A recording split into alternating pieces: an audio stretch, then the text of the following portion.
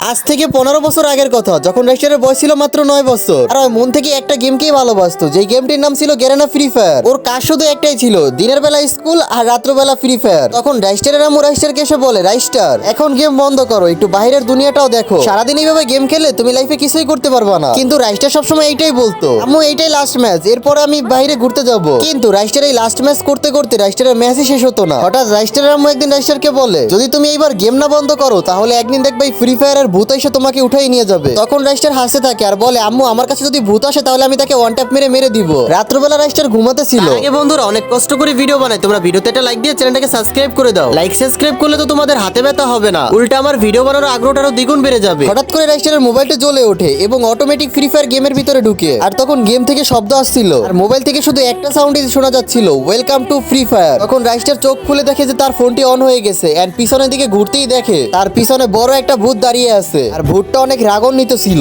আর রাইস্টারকে বলে, তুই আমাকে জাগিয়েছিস, এর ফল তো তোকে ভোগ করতেই হবে, তুই আর এই ফ্রি ফায়ার গেম কখনোই ছাড়তে পারবি না। আর এইসব কথা শুনে রাইস্টার পুরো ভয় পেয়ে যায়, ভয় পেয়ে ওপর উপর দৌড়ানো শুরু করে। তখন ভূতটা হঠাৎ করে তার ড্রেস আপটা চেঞ্জ করে ফেলে আর রাইস্টার লাফ দিয়ে ওঠে। আর রাইস্টার দেখে তার সামনে তার বড় ভাই জ্ঞান ভাই দাঁড়িয়ে আছে। আর জ্ঞান ভাই রাইস্টারকে বলে, এই প্ল্যানটা আমরা করছিলাম তোকে ভয় দেখানোর জন্য। তারপরে রাইস্টার আর জ্ঞান ভাই মিলে দুজনে হাসাহাসি করতেছিল। পরের দিন সকালবেলা রাইস্টার কম্পিউটারের সামনে দাঁড়িয়ে ছিল, কিন্তু প্রতিদিনের মতো সে আজকে ফ্রি ফায়ার গেমটা খেলতেছে না। তখন তার আম্মু এসে জিজ্ঞেস করে বলে, কিরে তুই ফ্রি ফায়ার খেলোস না? রাইস্টার তার আম্মুকে বলে, না মা, আমি এখন থেকে আর ফ্রি ফায়ার খেলবো না, আমি এখন থেকে পাবজি খেলবো।